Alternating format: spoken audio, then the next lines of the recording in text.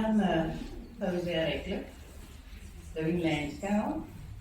I'm a social worker by profession, but retired, fully retired, I must add. I'm not a teacher. I'm not a writer. I think maybe I'm a wannabe writer. I've written a lot of stuff, but I'm not able to put it together into a book. So I admire people like Ashley, they're so deep into that, and you for that. So I'm here, I think, not as a teacher, and I hope to give some value to people today. I'm Teresa Johnson-Cassie. I'm the director of the Therapy Foundation. I think my passion is early childhood development, but the organization sees to multiple facets of work that we do. And I'm also one of the founding members of the organization, and we're now almost 40 years. There's a lot of information in this book. It was not easy, my namesake Fausia, to go through it. I really started, I must admit. I decided at the end of the day to just focus on one aspect of it that I think is extremely important. I didn't mention I used to work at the parent center, so I'm very involved, parenting. And her emphasis on the importance of the young child, of parents doing what is necessary for the young child, I endorse 100%. And she focuses a lot on the emotional development of children as well. Now, I also like that there's a lot of information, and for it to be more user-friendly, the pages perhaps to be divided into paragraphs, so that's just to give you that. But to get back to what I decided to focus on, first of all, that the information about the brain and the side of the brain, all of that, went past me. I'm sorry, I didn't do physiology at university, and it was difficult to get around that. But the information and parents and teachers, I think it's extremely valuable. So I decided to just focus on, I don't want to say go into the whole issue of intelligence, but maybe just to throw it out there, that intelligence is not inherited. That's in Fausia's book. And I thought, no man, that can't be. I Googled, I looked up, I don't have a dictionary more, and it does say it's the ability to practice, we lose information and skills and so on that comes away as you grow. So I thought maybe people want to ask questions about that. But I just wanted to quickly mention this. I saw a movie many decades ago, I think, called I Am Sam. And the lead character, played by Sean Penn, was a intellectually challenged father, single father. But his daughter, she was an absolute delight, normal intelligence, in fact, about intelligence. So maybe that shows you, well, I don't know about the mother, but what was good there, and it's what Fausia also writes about, is the interaction between the father and the child, and how that child developed because of the way the father relates. So if you take again the intelligence issue, then one would say intelligence does get developed and improved depending on your relationships, depending on input that you get as you grow. So that was very interesting. So the development of the emotional stability of the child, she refers to an injunction in the Quran: be with the child for 13 months, during which time bonding and attachment takes place. During this time, a sense of safety, comfort, a sense of being wanted, loved, of being valued is developed. And I just added my little bit to that, I can't help that, is self-esteem is developed, which means you love yourself. Not in a conceited way, but you love yourself because you were loved.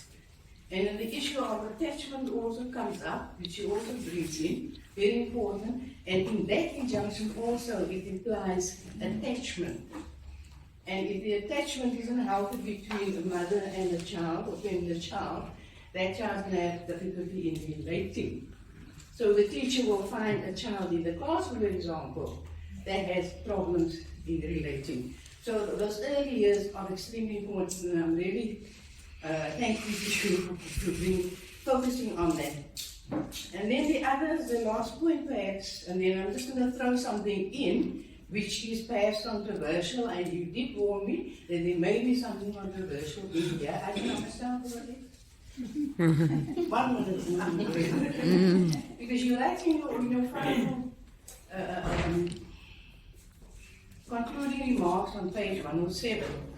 I would like to see children express themselves more freely, explore their surroundings more spontaneously, under supervision, protected but not directed.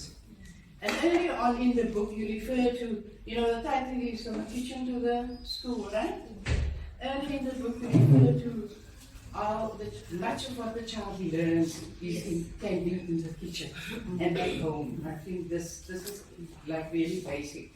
And instead of yanking a child away from the fridge, you sit with a child and you give names to whatever is in the fridge, the Tupperware cupboard, well, if you still have Tupperware, the sizes and the shapes and what is being formed. And that's just one example of what we call a teaching moment. And I can think of many teaching moments that I've missed. And I had a teaching moment today with Aisha's 2 young children. We were supervising them while they were gone. Idris wanted to fry an egg himself, which he did, but I didn't do it. And that was it. So the last point that I want to throw out is this whole issue of ADHD and ADD. Because in your book it comes across very clearly you're not a Ritalin fan. Okay? And you give some guidelines as to how to deal with that, and I think people might think this way, because that's quite a worrying problem for many parents, young parents, when they hear their child with ADHD or ADD. And referring to labeled learning difficulties also seems to me that you don't go along with any of those. Obviously, this is a book for academics. I think Yasmina said it. But the beauty of this book was, I only got it this morning, and when you showed it to me at the radio station, she called me out because she had to mentally, there was an incident where it was artwork, and I was busy, and I said, this one is trying to catch me out. And I'm very busy, because I'm a very busy brain. But it was an excellent process, because I actually went back to it and I realized that as much as this book is for academics, it's actually a brilliant book for educators to actually decipher to what needs to be done. But what I read and what I had to unlearn was also part of the process of what you talk about. And like Auntie Khadija mentioned, that the educational system is not here for us to grow as human beings. It's definitely not educating human beings how to work with other human beings. The emotional attachment to what is happening, or the emotional intelligence versus the intellectual intelligence, is something that the book doesn't address. And when my neurons, my brain brand. Literally, when I read this book, I realized, like Auntie Fawzi says, that there was a lot on the brain. But how we, as educators, mothers, because we're the first educators, how we should utilize our brains, and how we utilize, the catchphrase of this is your cover, from the kitchen to the classroom and beyond. And in this book, it takes you into that spectrum of what we should do as mothers, but also as educators. And the fact that a lot of the educational programs that is happening now is not geared up. I think the principal now, because he probably he's probably gone from OBE to DPE to every educational program since 1992, would say that we are messed up. And the situation is going to be even worse. People like Fawzi, when she took that, she mentioned the winter school, because that's where she took me with her to UCT. So we sat in the same, but she took me to it, and I went, oh my God, it makes sense what she's saying, what the book talks about, and how our brain functions, and how we need to utilize it more effectively. And I had a discussion with my niece there about her son and how overprotective she is, and how mothers need to know that children need to learn on their own pace. The kitchen is the best classroom, like any child can be, and you mentioned that, you know, and we don't allow children that spectrum of engaging and interacting and just developing on their own pace. We're running, you know, and then we give them the cell phone, and I like the fact that that's not part of this book.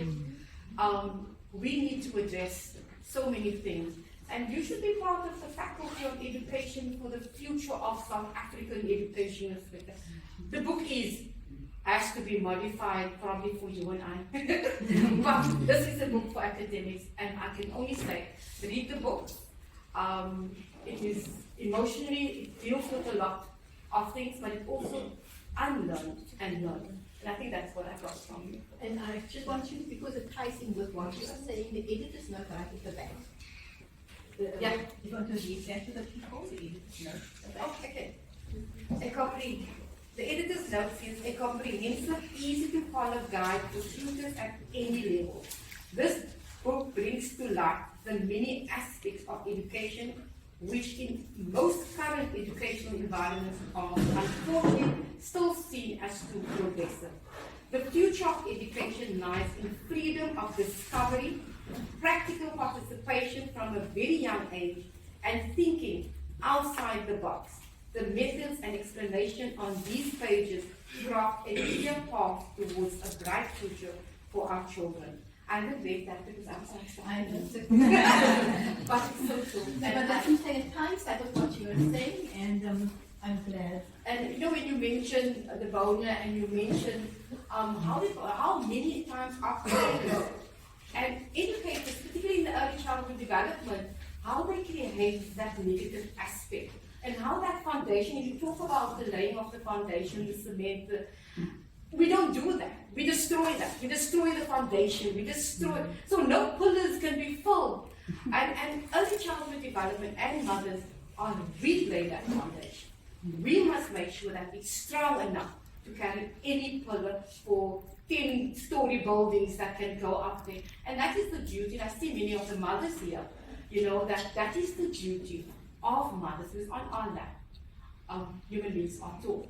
And you know, the Boner talks about the negative energy, how we talk to our children, and he uses an example where he used plants and water, and how the 3 plants, each one of it was different.